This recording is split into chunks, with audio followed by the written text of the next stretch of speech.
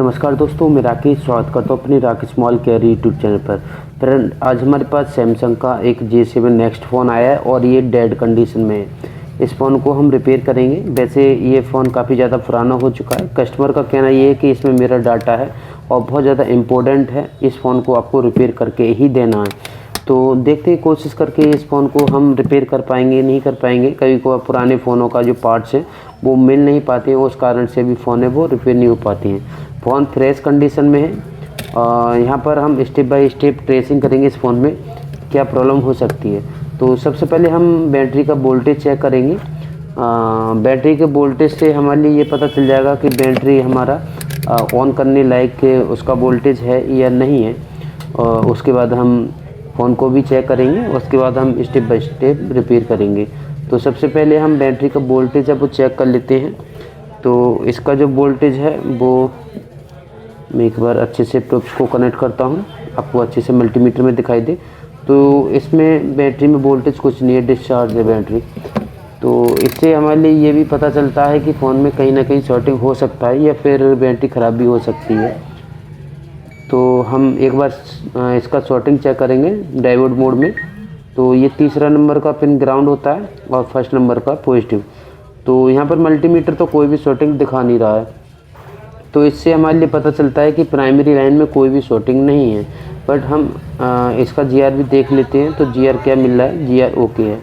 तो हमारा जो प्राइमरी सेक्शन है वो बिल्कुल ओके कंडीशन में है, कोई भी प्रॉब्लम नहीं है। अब हम डीसी मशीन से हम अंदाज़ा लगा सकते हैं कि इसका सेकेंडरी सेक्शन है वो ख़राब तो नहीं है, क्योंकि अगर सेकेंडरी सेक्शन ख़राब होगा तो हो सकता है कि हमारा डीसी मशीन में ऑटो करंट ले, या फिर ये भी हो सकता है पावर बटन दबाएं तो हमारा कोई भी रीडिंग ना ले, या फिर और भी कमी।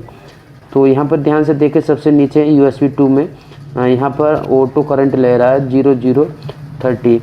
तो ये ऑटो करंट ले रहा है, वैसे इतना ज़्यादा भी नहीं है बट लेना नहीं चाहिए था, 00 ही रहना चाहिए था। तो इसमें जो प्रॉब्लम है वो हमारी सेकेंडरी लाइन कहीं ना कहीं शॉर्टिंग है या फिर लीकेज है। तो इसके लिए हमारे लिए फ़ोन खोलना पड़ेगा। तो फ़ोन इसको हम खोल लेते हैं, यहाँ पर वीडियो को रोक देते हैं। तो फ्रेंड, वीडियो को रोककर मैंने फ़ोन को ओपन कर लिया, क्योंकि ये हीट करके इसका फोल्डर को निकालना पड़ता है, कभी कभार टूट जाता है। तो इसलिए बहुत सावधानी से काम करना पड़ता है, जितने भी पुराने J सीरीज़ आया करती थी। तो इसका जो मदरबोर्ड है बिल्कुल फ्रेश कंडीशन में, मुझे लगता है कि अभी इस फ़ोन में काम भी नहीं किया है। तो इसका जो शील्ड को हम निकालते हैं और सबसे पहले हम इसकी चार्जिंग IC पर इसका BPS लाइन चेक करेंगे, क्योंकि अधिकांश जो सेकेंडरी लाइन स्टार्ट होती है चार्जिंग IC से, हमारा जो BPS बनता है उस लाइन से फॉल्ट ज़्यादातर देखने के लिए मिलता है। तो एक बार हम मल्टीमीटर में चेक करेंगे इसकी जो शॉर्टिंग है। जो हमारा कॉयल है BPH का CPU के बगल में लगा हुआ है, उस पर क्या GR मिल रहा है, क्या रीडिंग मिल रहा है हमारे लिए। तो ध्यान से देखिएगा, यहाँ पर आपको कुछ ना कुछ सीखने के लिए मिलेगा अगर पुराने फ़ोन या न्यू फ़ोन भी आते हैं। तो यहाँ पर मैं इसका GR चेक करता हूँ। ये हमारा कॉयल है, ये हमारा BPS बनता है इस पर। तो ये क्या, ये तो शॉर्ट है। और कंपोनेंट देख लेते हैं इस IC के बगल में। ये कॉयल शॉर्ट है, ये BPH का लाइन है। अब BPH का लाइन पूरा मदरबोर्ड में जाता है, तो हम ये नहीं बोल सकते कि IC ख़राब है या फिर कोई कंपोनेंट ख़राब है। तो इसके लिए हम इसका शॉर्टिंग को फाइंड करेंगे कि इसका जो शॉर्टिंग है वो किस जगह पर है। तो इसके लिए हम यहाँ पर रोजिन अप्लाई करेंगे सबसे पहले चार्जिंग IC पर ही, कि चार्जिंग IC के बगल में कोई कंपोनेंट शॉर्ट तो नहीं है। तो इसके लिए हम यहाँ पर रोजिन अप्लाई कर लेते हैं। उसके बाद हम देखेंगे आगे कि हमारा ये लाइन ओके यहाँ तक होता है, तो हम आगे भी चेक करेंगे। तो यहाँ पर हम शॉर्ट कलर यूज करेंगे, उसके बाद यहाँ पर देखेंगे कि शॉर्टिंग है वो कहाँ पर है। तो इस कॉल पर टच करेंगे, दोनों किसी शरीर पर कर सकते हैं। ये क्या, ये तो IC ख़राब है भाई, IC ख़राब है। तो अभी हम इसे कंफर्म नहीं बोल सकते कि IC ख़राब है। इसके लिए हम इस IC को निकाल देते हैं, उसके बाद शॉर्टिंग को चेक करेंगे कि शॉर्टिंग रिमूव होता है या नहीं होता है। कभी कभार सेकेंडरी लाइन में दूसरा कंपोनेंट शॉर्ट होने की वजह से भी होता है, बगल में कोई कैप शॉर्ट होता है तो उसकी वजह से भी IC है वो हीट हो जाता है। तो इसके लिए हम IC को उठा लेते हैं, उसके बाद देखेंगे कि शॉर्टिंग वो ख़त्म होता है या नहीं होता है। उसके बाद हम IC को चेंज करें या फिर जैसे भी है। कस्टमर से तो मैंने IC चेंज करने के लिए बोला नहीं है, अभी रिपेयर के लिए ही बोला है। तो इस IC को हम फटाक से उठा लेते हैं।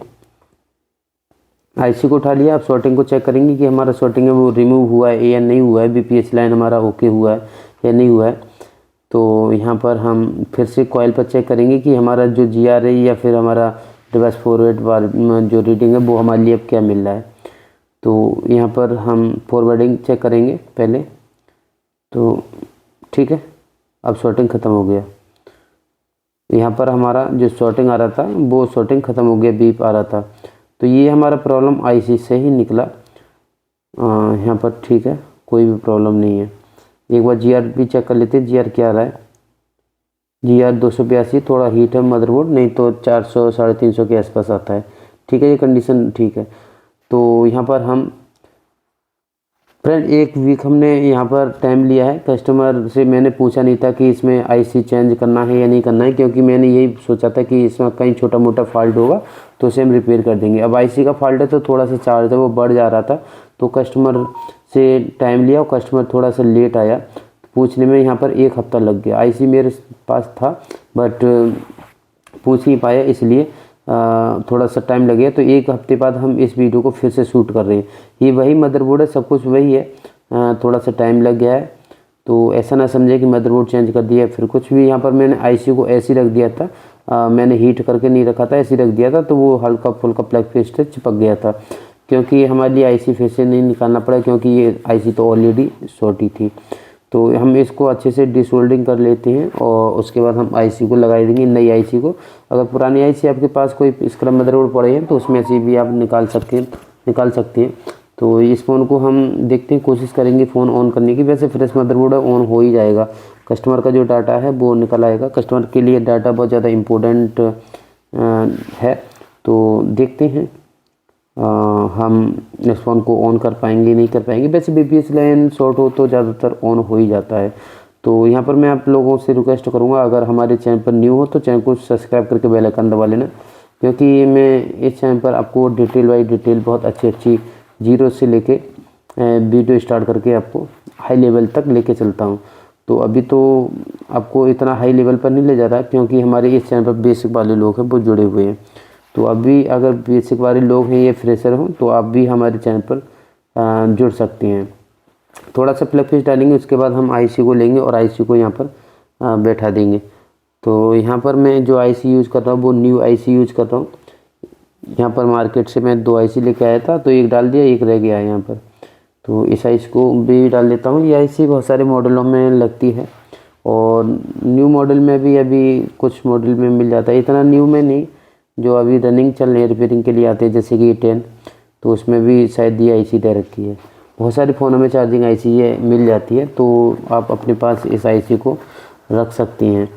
तो इस आईसी को हम यहाँ पर अच्छे से सही पोजीशन में बैठाएंगे, उसके बाद यहाँ पर हीट करके इसको सेट कर देंगे। उसके बाद फ़ोन को ऑन करके देखेंगे और पहले सॉर्टिंग चेक कर लेंगे आईसी लगाने के बाद, क्या एक बार हमारी नई आईसी भी ख़राब निकल आती है या फिर हमारा और भी प्रॉब्लम हो सकता है। तो आईसी ना भागे, थोड़े लिए पकड़ लेते हैं, उसके बाद हम हीट करके इसको सही जगह पर बैठा देंगे। तो बहुत सारे लोग हीट मारते हैं तो एयर से उड़ जाती है, तो उस टाइम आप ट्वीज़र की मदद से उसको पकड़ कर रख सकते हैं थोड़ा देर के लिए, 10 सेकंड के लिए। उसके बाद आप छोड़ दें तो आईसी वहीं की वहीं लगी रह जाती है। कभी को हम प्लग पेस्ट है वो ज़्यादा डाल देते हैं, तो उस टाइम भी आप ट्वीज़र से पकड़ के भी रख सकते हैं। तो यहाँ पर हमने प्री हीट किया है पहले आईसी को। यहाँ पर प्री हीट करने के बाद थोड़ा सा यहाँ पर हम साइड से प्लग पेस्ट डालेंगे, उसके बाद हम मूवमेंट करा देंगे। आईसी है वो हमारा परफेक्ट तरीके से लग जाएगा। तो यहाँ पर हमने प्री हीट कर लिया है, थोड़ा सा प्लग पेस्ट डालेंगे साइड से। ठीक है, हम फिर से हीट करेंगे और आईसी को हम मूव करा देंगे। अब ये सही पोजीशन में, ये फिर सारे जो पैड हैं वो कनेक्टेड हो जाएंगे। थोड़ा सा मूव कराएंगे, ठीक है, बहुत काफ़ी है। तो अब थोड़ा मदरबोर्ड है वो ठंडा होने देते हैं, उसके बाद हम फ़ोन को ऑन करके देखते हैं। फ्रेंड यहाँ पर मदरबोर्ड को मैंने ठंडा होने रख दिया, उसके बाद ये देख सकते हैं पुरानी वाली आईसी है। अब मैं फ़ोन को ऑन करके देख लेता हूँ। उससे पहले मैं शॉर्टिंग चेक करना चाहूँगा कि फ़ोन में अब शॉर्टिंग तो नहीं है। तो ये वीडियो 1 हफ्ते बाद बनाया जा रहा है, इसका आगे का कस्टमर से पूछने के बाद। तो अब मैं फ़ोन को ऑन करके देख लेता हूँ। यहाँ पर शॉर्टिंग है वो बीपीएस लाइन है वो ओके हो चुका है। तो यहाँ पर अब मैं डायरेक्टली इसका शील्ड लगा के फ़ोन में कनेक्ट करके देख लेता हूँ, क्योंकि जब BPS ओके हो गया तो हमारा फ़ोन में प्रॉब्लम है वो सॉल्व हो ही गया है, एक हिसाब से बोल सकते हैं। अगर हमारा IC ठीक ठाक निकलता है, कभी को मार्केट का जो IC है वो ख़राब भी निकल आता है। तो यहाँ पर हम बैटरी को भी लगा देते हैं, चार्जिंग प्लग करेंगे। हो सकता है कि हाँ बैटरी तो डिस्चार्ज है, तो बैटरी से तो ऑन होगा ही नहीं, बैटरी डिस्चार्ज है। तो हम चार्जिंग ही प्लग कर देते हैं, उसके बाद देख लेते हैं कि फ़ोन ऑन होता है नहीं होता है, क्योंकि हमारा जो वोल्टेज था वो 0 था। तो हम चार्ज लगाते हैं, थोड़ा सा वेट करते हैं। क्या भाई ऑन होना चाहिए, ऑन नहीं हुआ, अभी लोगो नहीं आया। ठीक क्या, एक बार मैं बैटरी को डिस्कनेक्ट करके लगा के देख लेता हूँ। आ गया। देख सकते हैं यहाँ पर चार्जिंग का फर्स्ट लोगो आ चुका है, और सेकंड लोगो को हम वेट करते हैं सेकंड लोगो आता है या नहीं आता है, और फ़ोन को हम ऑन करके भी देखेंगे। तो अभी तक वीडियो को लाइक नहीं किया तो लाइक कर लो, और चैनल को तो सब्सक्राइब कर ही लो, क्योंकि हमारे चैनल पर आपको बहुत कुछ सीखने के लिए मिलने वाला है। अभी देख सकते हैं 0% बैटरी है। फ़ोन को हम ऑन करके देख लेते हैं। सैमसंग के फ़ोन 0% पे भी ऑन हो जाते हैं अगर चार्जर प्लग हो, तो जितने भी सैमसंग और MI के फ़ोन हैं, तो हमारा फ़ोन है ये ऑन हो जाएगा। तो हम ट्राई करते हैं। फर्स्ट लोगो J7 नेक्स्ट। तो देखते हैं, कस्टमर का डाटा बोल रहा था कि मेरा डाटा है इसमें, तो हो सकता है कि भाई होगा डाटा, पुराना फ़ोन है। ऐसे फ़ोन कभी को पैसे भी अच्छे खासे दे के जाते हैं, अगर उसका डाटा हो, बोलते हैं कि भाई मेरा डाटा बचा है, आप पैसे कितना भी ले लो। तो ऐसे भी कस्टमर आते हैं।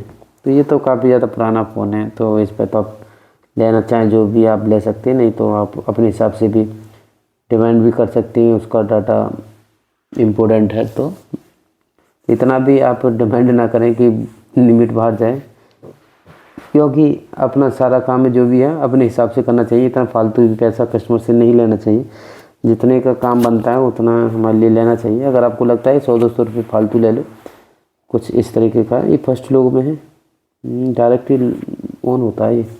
हाँ, इसमें डाटा है। तो ये वीडियो आपको कैसा लगा कमेंट करके ज़रूर बताना।